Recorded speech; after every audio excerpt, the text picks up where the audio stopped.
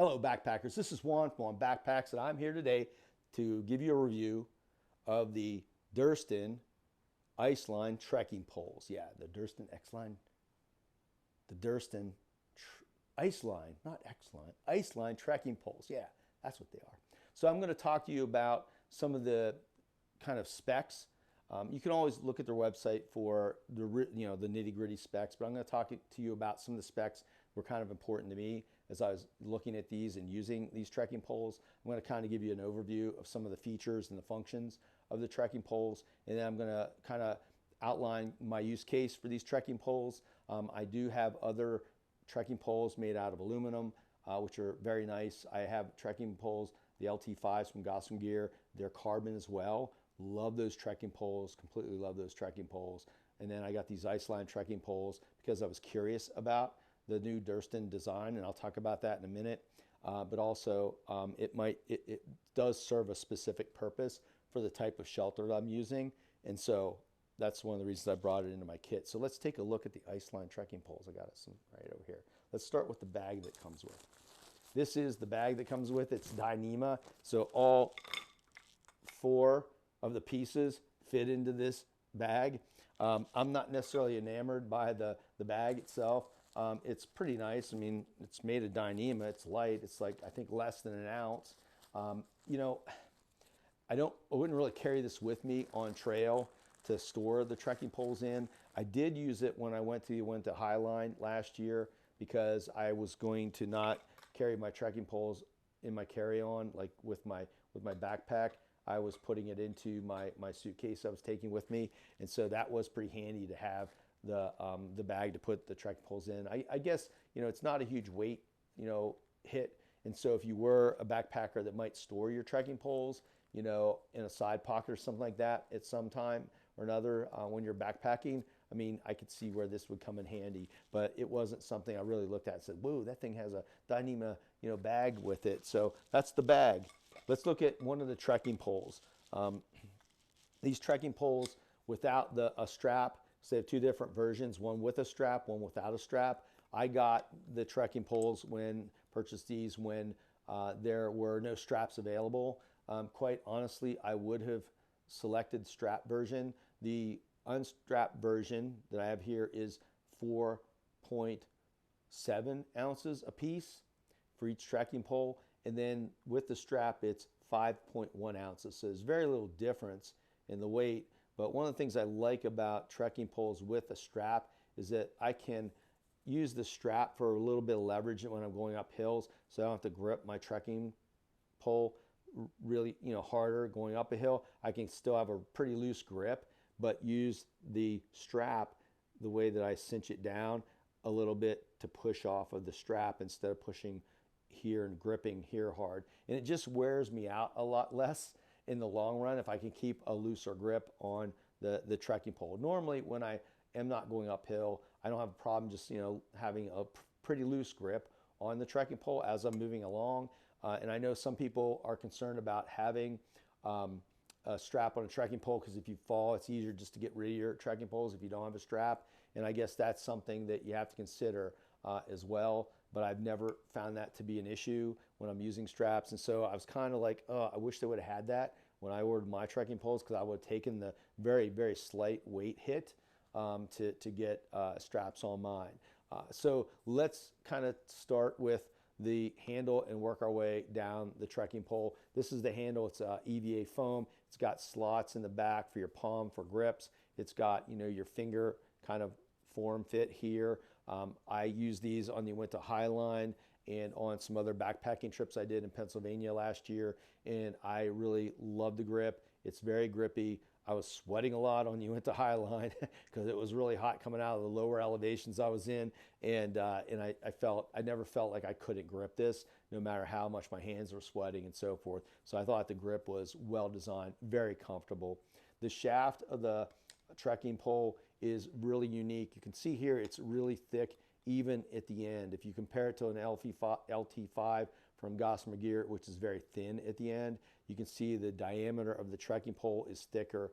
This is done on purpose by Durston because the bigger diameter actually makes it less likely to break, and I find that to be true. I have a lot of experience with fishing rods, fly rods, and so forth. They're made out of carbon, and bigger diameters, harder to break. So it's got a bigger diameter cylinder, basically.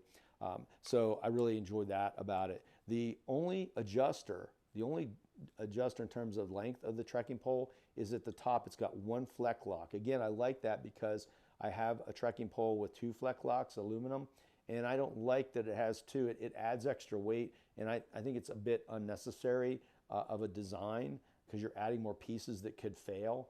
But this design is really nice, and so you have a fleck lock here. It's made of metal. It's very durable. It can be adjusted in the field. It's got kind of, if you have a knife of some type, you could go in here and adjust this in the field so you can tighten it down if you find that it's a little bit too loose. It has a nice Durston right here. Got to have that, right? And so you can see here it starts at 105 centimeters and goes up to 125 centimeters and probably goes about 2.5 centimeters farther, maybe 2 centimeters farther here. And so you're probably looking at 125, maybe 127 centimeters total. And I'm sure they talk about this on their website. So you're coming up short of that normal like 130 by a bit. And it's got those lines. So if you need a certain, length of trekking pole, you can adjust it. Or if you need a length of a trekking pole for a shelter, it's really easy to see if you have it dialed in. One thing I will say, when I got my Durston, these Iceline trekking poles, this is not the original piece right here. What I found happened was that the numbers wore off almost immediately in use. I mean, I had only used it a handful of time, and the numbers were starting to wear off.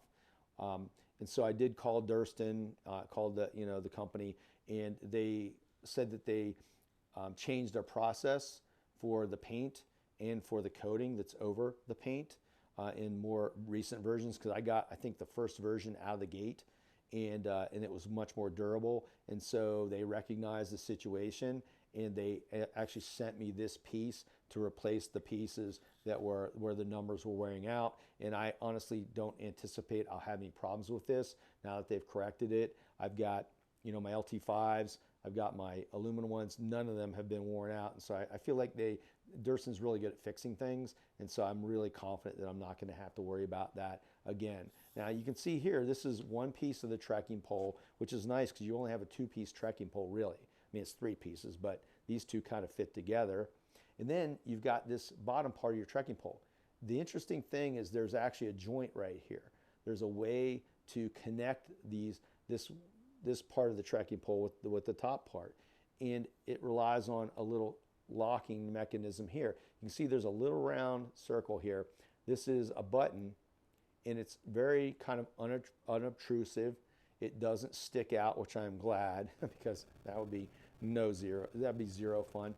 And it fits in here, boom, just like that. It snaps into place. It's locked. It doesn't move. It doesn't jiggle. It doesn't make any noise. It's a very, very tight fit. Not so tight you can't get it in there, right? Because that was pretty easy. I just press the button then, pull it apart. I want to put it together again. Boom, right here you go. And so it's together. There's no noise. There's no vibration. There's no looseness in that joint. It's a very, very tight joint. And so I really like that connector because it just allows you to quickly take things apart and store your trekking poles really quick in your backpack or in a side pocket and strap it down, and then boom, whoops, wrong side. Boom, you're right back and you're ready to go again. Again, you can see the long shaft here. You can see the diameter, and then it ends at this little piece right here, which it doesn't have a basket, it doesn't come with a basket. You can't buy baskets on the Durston site, I didn't see at least, but there is an aftermarket brand that fits on this little connector here. And so it does mention the brand, which I cannot remember off the top of my head. So there's a way to put a snow basket on here if you want to. And then obviously at the end, you got a carbide tip here. I'm assuming that's carbide. I didn't really look at the website, but I'm pretty sure it is.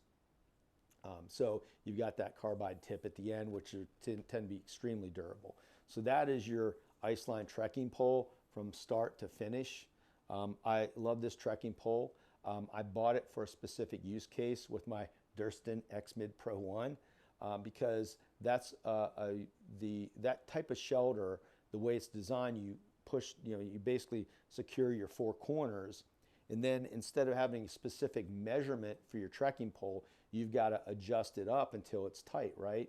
And so because I have the twist lock carbon trekking poles, it's hard to adjust up, get that tight, that tight feel to it, and then twist lock it in place. It's really hard to do that and keep everything adjusted right. So with this, I basically just put it in the ground, put it underneath the tent, the peak that needs the trekking pole, push the trekking pole up, lock one flick lock in place, and I basically have a very, very secure trekking pole and a support for my tent. And so I did buy this because of the Durston trekking pole tent and the way it works, and it didn't really work well with my other carbon trekking poles, but also I think I'm going to be extremely happy with these trekking poles. I'm really looking forward to getting more miles on them, but for now I've got enough miles where I feel pretty confident to tell you these are great trekking poles. I feel like they're going to be extremely durable. I put them through the paces. I do not baby anything. They got stuck in rocks. I was pushing off on them. I was setting up a trekking pole tent with them every night, and so they did not fail me. And so basically that's my review of the Iceline trekking poles from Durston. And if you have any questions, any comments, you want to know more about my experience with these Durston trekking poles, please put something in the comments below. Until next time, backpackers, get out there, do some backpacking, do some hiking. Stop watching YouTube videos, unless they're mine, and watch them all from start to finish.